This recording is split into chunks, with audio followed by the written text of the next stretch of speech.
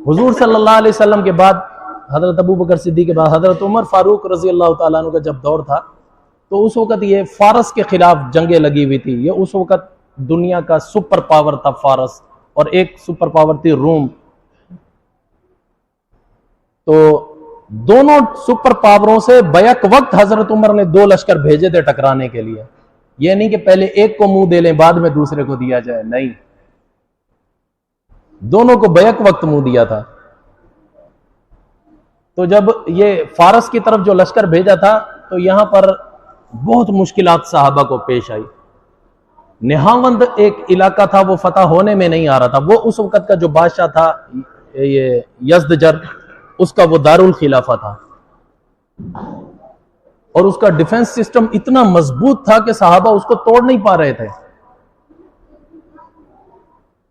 پھر حضرت عمر رضی اللہ تعالیٰ عنہ نے نئی تشکیل کی صحابہ کی.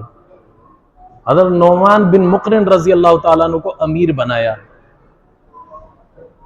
اور ساتھ ہی فرمایا جب یہ شہید ہو جائے گا تو اس کی جگہ فلاں امیر بنے گا، جب یہ بھی شہید ہو جائے گا تو عتبہ بن ہاشم امیر بنے گا، وہ بھی شہید ہو جائے گا اس کی جگہ فلاں امیر بنے گا.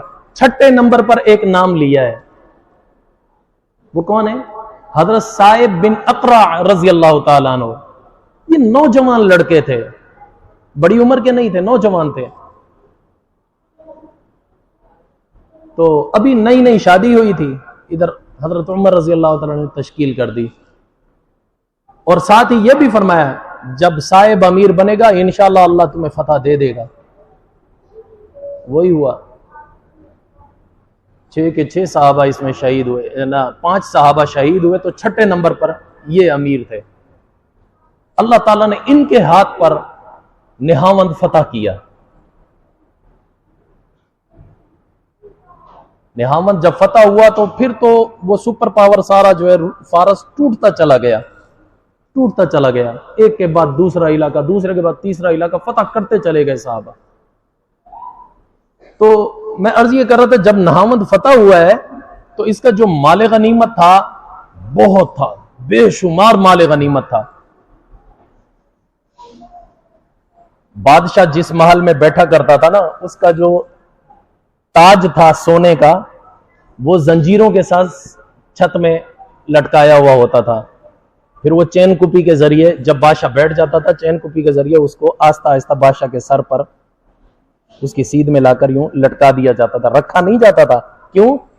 وہ سونے کا تاج تھا، اس کا وزن تھا 4 ٹن.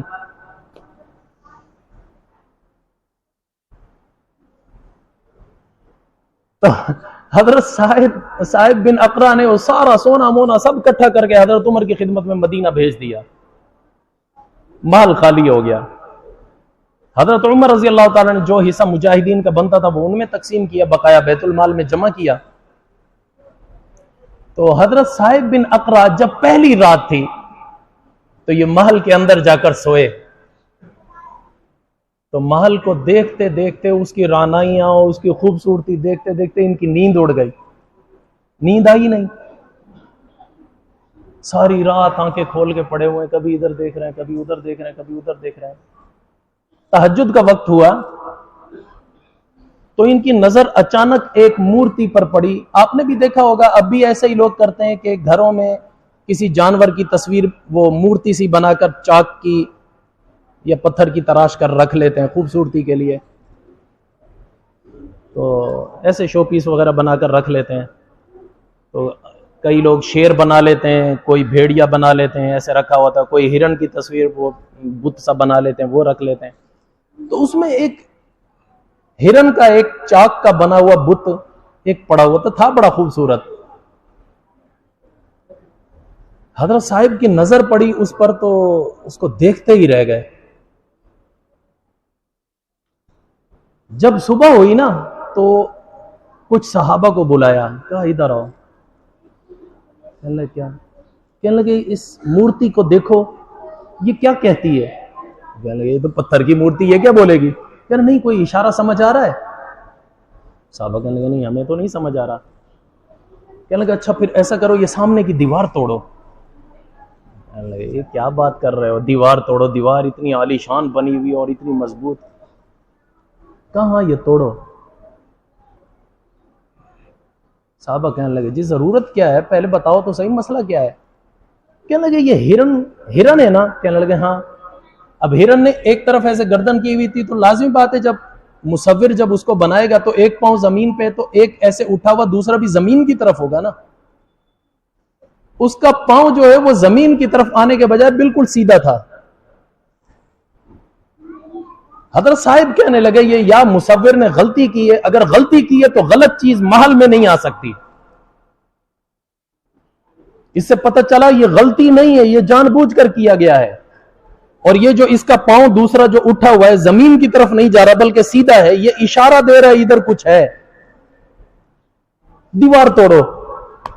صحابہ کہنے لگے جی ایسے ہی کہہ رہے ہو خام خواہ. کہہ رہے نہیں, توڑو دیوار. صحابہ نے جب دیوار توڑی تو اندر سے خزانہ جو ملا ہے 9 پیٹیاں سونے کی بھری ہوئی ملی.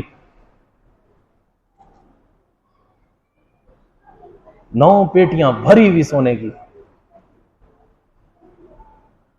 حضرت صاحب نے یہ اپنے پاس رکھی اور ساتھ ہی حضرت عمر رضی اللہ تعالیٰ عنہ کو خط لکھا, امیر المومنین ایسے ایسے خزانہ ہاتھ لگا ہے, جنگ میں حاصل نہیں ہوا, اور یہ میرے ساتھی بھی میرا ساتھ نہیں دے رہے تھے, یہ میں نے خالصتاً اپنی عقل کے بل بوتے پر میں نے یہ کیا ہے تو یہ حاصل ہوا ہے, اس کا کیا حکم ہے. حضرت عمر رضی اللہ تعالیٰ نے خط لکھ کر جواب بھیجا, اس میں یہی آیت لکھی وَمَن يَتَّقِ اللَّهَ يَجْعَلْ لَهُ مَخْرَجًا وَيَرْزُقْهُ مِنْ حَيْثُ لَا يَحْتَسِبُ. جو تقوی اختیار کرتا ہے اللہ اس کے لیے ہر مشکل آسان کر دیتا ہے اور اس کو رزق ایسی جگہ سے پہنچاتا ہے جو اس کے وام و گمان میں بھی نہیں ہوتی. لہذا یہ سارے کا سارا خزانہ آپ کی ذاتی ملکیت ہے, آپ جو چاہے کریں. صحابی کے تو وارے نہیں آ رہے ہو گئے نا, کتنا مال مل گیا. اس نے دوبارہ خط لکھا, امیر المومنین میں اتنا مال کیا کروں گا, مجھے اس کی حاجت نہیں ہے. حضرت عمر رضی اللہ تعالیٰ نے جواب میں لکھا مجھے امید بھی صاحب تجھ سے یہی تھی, اللہ نے تیرا دل مال سے بے رغبت کر دیا ہے, لہذا میں ذاتی رائے دیتا ہوں, شریعت کا حکم نہیں ہے, میں ذاتی رائے دیتا ہوں یہ سارے کا سارا اللہ کی راہ میں دے دے. حضرت صاحب نے فوراً مسجد میں سارا مال جمع کیا اور سارے کا سارا مسلمانوں میں تقسیم کر دیا, ایک بھی اپنے پاس نہیں رکھا, ایک دینار بھی اپنے پاس نہیں رکھا, سارے کا سارا تقسیم کر دیا. اس کے بعد پھر انہوں نے ایک علاقہ کسکر, اس پر حملہ کرنے کے لیے انہوں نے پیش قدمی کی. وہ علاقہ بھی فتح ہو گیا. جب وہ علاقہ فتح ہوا تو یزدجر بادشاہ یہاں سے بھاگ رہا تھا, وہ اپنا جتنا ہو سکا تھا مال سمیٹ کر بھی جا رہا تھا. جب یہ علاقہ فتح کیا, فتح ہونے کے بعد جنگ ختم ہو گئی, مال غنیمت تمام مجاہدین میں تقسیم ہو گیا, تو اتنے میں ایک کافر آیا, آ کر کہنے لگا جی میں نے تمہارے امیر سے ملنا ہے. صحابہ نے ملوا دیا, یہ ہے صاحب بن اقرا ہمارے امیر ہیں. تو حضرت صاحب کے پاس آ کر کہنے لگا کہ مجھے امان دو, مجھے پناہ دو. حضرت صاحب نے کہا ایمان لاتے ہو؟ کہا نہیں ایمان نہیں لاؤں گا. کہا میں صرف پناہ مانگ رہا ہوں, مجھے امن دو, میں بہت فائدہ دوں گا تمہیں. حضرت اقرا کہنے لگے تجھے, حضرت صاحب بن اقرا کہنے لگے تجھے امن ہے؟ کہنے لگا میرے ساتھ آؤ, بادشاہ جو بھاگ کر گیا ہے میں اس کے خزانے بتلاتا ہوں کہاں رکھے ہیں. حضرت صاحب بن اقرا ساتھ گئے, ساتھ صحابہ کو بھی لے کر گئے. جب گئے تو وہ زمین تھوڑی ہی کھودنی پڑی, وہاں سے 3 ٹوکرے سونے کے بھرے ہوئے نکلے. 3 ٹوکرے سونے کے بھرے ہوئے. تو حضرت صاحب بن اقرا نے فوراً اپنی تحویل میں لیے اور خود لے کر مدینہ منورہ آیا حضرت عمر رضی اللہ تعالیٰ عنہ کے پاس. کہنے لگا یہ میری ملکیت نہیں ہے, صحابہ نے جنگ سے بھی حاصل نہیں کی ہے, یہ مال فے ہے, یہ سارے کا سارا آپ کی خدمت میں لایا ہوں, کیا حکم ہے؟ حضرت عمر رضی اللہ تعالیٰ نے فرمایا سارا بیت المال میں جمع کرا دو. یہ گئے بیت المال میں جمع کرایا, منشی کے پاس انٹری کرائی, ساری وہ چٹ لی, لے کر اسی وقت واپس فارس آ گئے. 4-5 دن گزرے تھے, پیچھے ہی ایک قاصد آیا, اور اس وقت حضرت صاحب بن اقرا خراسان کے اوپر حملہ کرنے کے لیے اور آگے نکل گئے تھے. تو قاصد آیا, آکر اونٹنی پر سوار تھا, آکر ان کے گھوڑے کے قریب لا کر اونٹنی لگا دی اور لگا کر کہا رکو رکو رکو. یہ رک گئے. کہا جیسے جس حال میں بھی ہو فوراً تمہیں حضرت عمر نے بلایا ہے. کہا یہ خراسان کھڑا حملہ کرنے کے لیے, میں آدھے سے زیادہ راستہ طے کر کے آ گیا ہوں. کہا نہیں, بہت جلدی بلایا ہے تمہیں. کہا ٹھیک ہے. وہیں سے واپس ہوئے, امیر کسی اور کو بنایا, خود وہاں سے واپس ہوئے. آئے حضرت عمر رضی اللہ تعالیٰ عنہ کے پاس. جب مدینہ منورہ پہنچے ہیں, کہتے ہیں کہ حضرت عمر رضی اللہ تعالیٰ عنہ اس وقت مسجد نبوی کے صحن میں بے قراری کی حالت میں, کبھی ادھر جا رہے تھے, کبھی ادھر جا رہے تھے, کبھی ادھر جا رہے تھے, اور ایک ہی لفظ ان کی زبان پر تھا, عمر تیرا قیامت کے دن کیا حال ہوگا.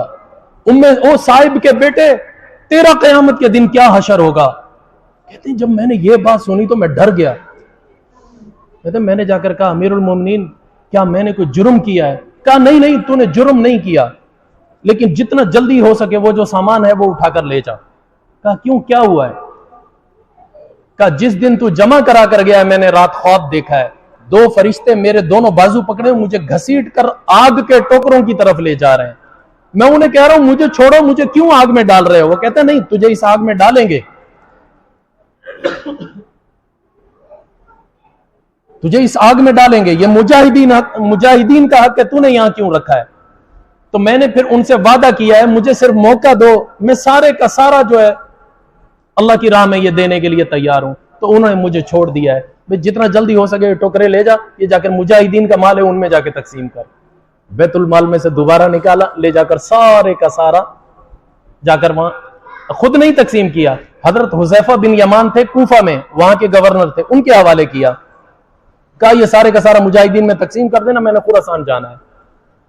وہاں سے خود خراسان کے لیے نکل گئے. خراسان فتح کیا. اس کے بعد جب واپس ہوئے, ایران کا علاقہ ہے اصفہان, وہاں جب پہنچے ہیں تو ان کو بخار چڑھا. نوجوان تھے, ابھی شادی بھی تازہ ہی ہوئی تھی, ایک بیٹا پیدا ہوا تھا, ایک ہی بیٹا تھا بس, ابھی وہ دودھ پیتا بچہ تھا. تو اصفہان میں ان کو اتنا شدت کا بخار چڑھا کہ ان کو یقین ہو گیا میرا بچنا ناممکن ہے. تو اس وقت اس نے پھر اپنے سپہ سالاروں کو وصیت کی, کہا کہ میری ملکیت میں 1 روپیہ 1 کوڑی بھی نہیں ہے, لہذا میرے پاس میرے کفن کے پیسے نہیں ہیں. اللہ, جس کے پاس اتنے خزانے آتے تھے, ہوتا ہماری جگہ کتنا کچھ سیڈ کر لیتا. ہمارے ہاں کوئی سرکاری افیسر چھوٹے سے چھوٹا بھی ہو تو اس کے بچے کوئی امریکہ میں پڑھ رہے ہوتے ہیں, کوئی برطانیہ میں تعلیم حاصل کرنے کے لیے گئے ہوئے ہوتے ہیں, اتنا کچھ بنا لیتے ہیں وہ لوگ.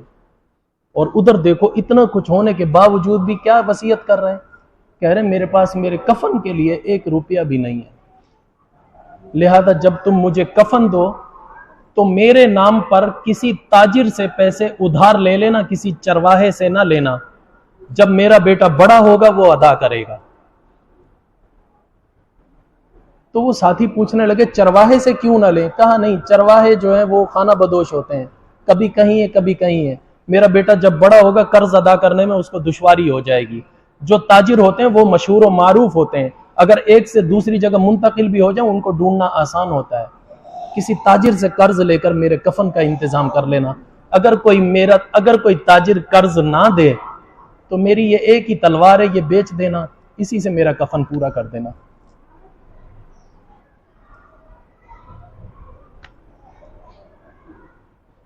یہ صحابہ کی تربیت ہمارے نبی نے کی ہے. دنیا سے ایسا بے رغبت کیا کہ اربوں خربوں کی ملکیت ہونے کے باوجود انہوں نے دنیا میں جی نہیں لگایا. جب گئے ہیں خالی ہاتھ. ہوتا ہمارے جیسے کتنا کچھ بنا سکتا تھا, ایک ادھر دیکھو کفن کے پیسے نہیں, اور ہے کیا نہامند کا گورنر ہے, پیسہ ہے نہیں کچھ. اللہ خیر میں